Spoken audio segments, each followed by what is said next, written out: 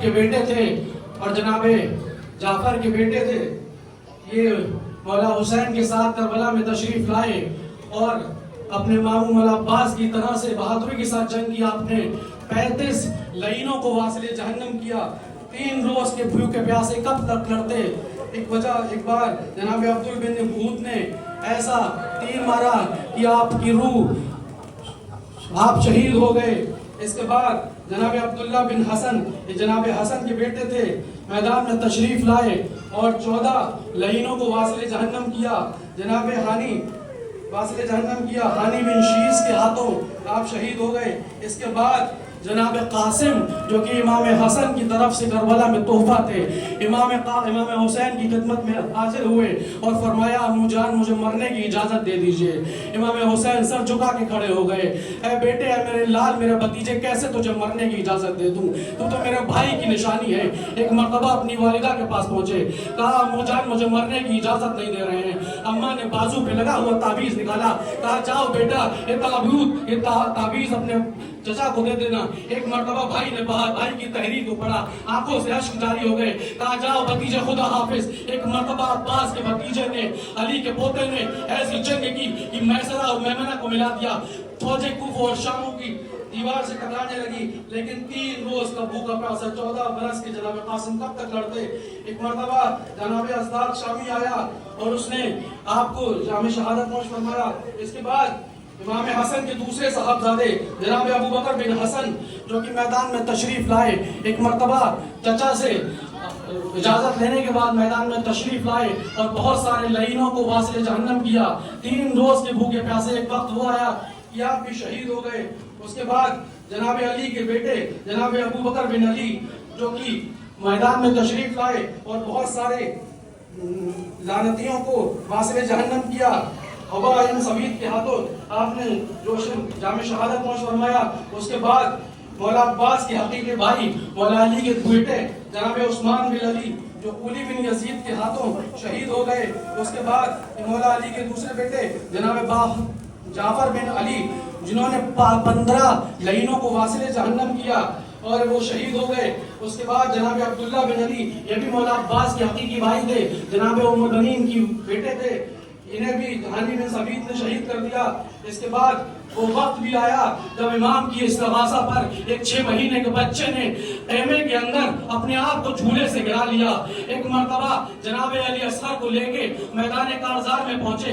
امام حسین نے لشکر کو خطاب کر کے خطاب فرمایا کہ اگر تمہیں لگتا ہے کہ میں اس بچے کے بہانے سے پانی پی لوں گا تو لو میں اس بچے کو تپتی ہوئی ریت پہ لٹا دیتا ہوں.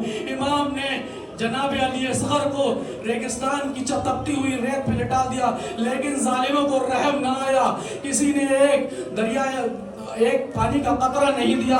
ایک مرتبہ پانی تو نہ ملا. 3 بھال کا تیر جو جانوروں کو شہید کرنے کے لیے استعمال کیا جاتا تھا جناب امام حسین کے بازو کو چھیدتا ہوا علی اصغر کے گلے کو چھید گیا. مولا ننھی سی لاش کو لے کے چلے اور خیمے کے برابر میں اپنی تلوار سے ایک چھوٹی سی لہد بنائی. اس کے بعد جناب علی اصغر کو میں مختصر بیان کرتے ہوئے دفن کر دیا. ان کے خون کو لے کے کہا، مولا نے فرمایا جناب علی اصغر کو دفن کر دیا. اس کے بعد جو شہید ہے جناب علی اکبر جب مولا کی خدمت میں حاضر ہوئے، کہا بابا مرنے کی اجازت دے دیجئے.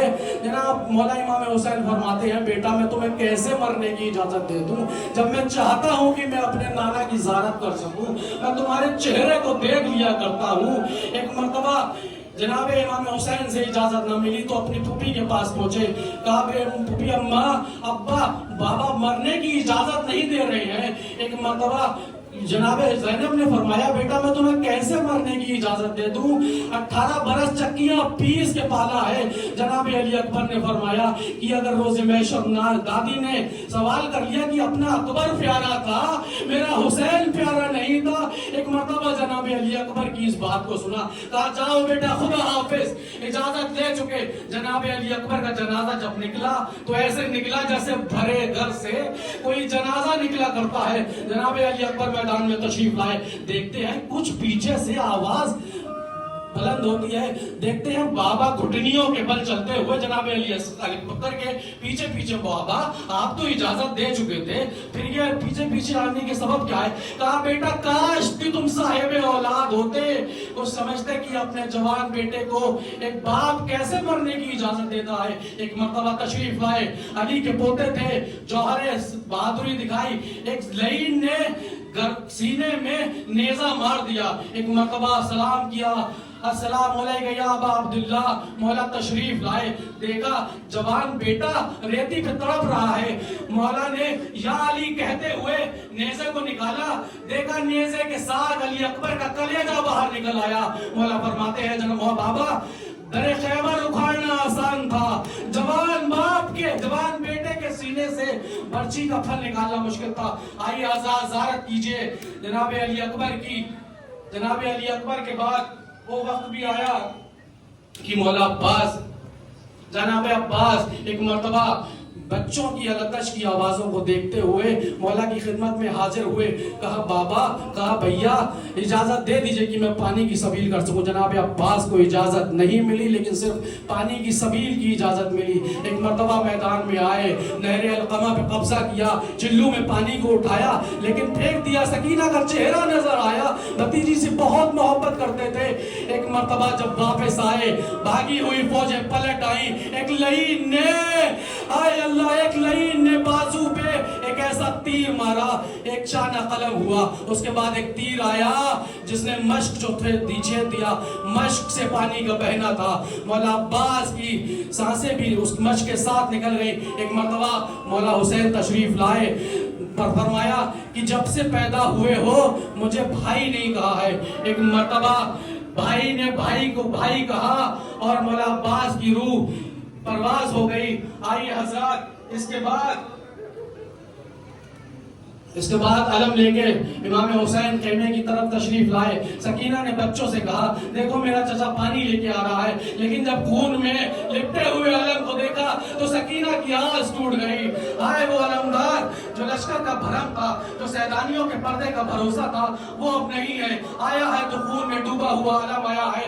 جب امام جناب عباس بھی شہید ہو گئے تو اب مولا نے آواز دی کہ عباس مر گئے, علی اکبر جدا ہوا.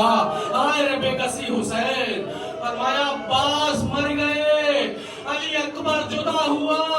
ہم سے کسی نے یہ بھی نہ پوچھا کہ کیا ہوا. ایک مرتبہ نواسۂ رسول کا تابوت آپ کی نظروں کے سامنے آنے والا ہے. عزیزان محترم, نواسۂ رسول کے تابوت کی زیارت کیجئے گا. حسین جب کے چلے بعد دوپہر رنگ کو, کیفیت کو شاعر نے ان الفاظ میں بیان کیا ہے کہ حسین جب کے چلے بعد دوپہر رنگ کو, نہ تھا کوئی جو سنبھالے رکاب توفن کو. ارے سکینہ چاڑ رہی تھی ابا کے دامن کو, حسین چپ کے کھڑے تھے جھکائے گردن کو. ناظرہ تھا کوئی شاہ کربلائی کو, فقط بہن نے کیا تھا سوار بھائی کو. ایک مرتبہ میدان میں تشریف لائے, اس انداز سے جنگ کی کہ فوجیں کوفہ اور شام کی دیواروں سے ٹکرانے لگی. ایک مرتبہ رجس پڑھتے جاتے ہیں, تم نے میرے عباس کو شہید کیا, میری جنگ دیکھو. تم نے میرے قاسم کو شہید کیا, میری جنگ دیکھو. تم نے میرے جوان علی اکبر کو شہید کیا, میری جنگ دیکھو. 3 دن کے پیاسے کب تک لڑتے. ایک مرتبہ آسمان سے آواز گونجی, اے نفس مطمئنہ پلٹا میں تجھ سے راضی ہوں. شمر حسین سے گھوڑے پہ سنبھلا نہ گیا, شمر خود خنجر کو لے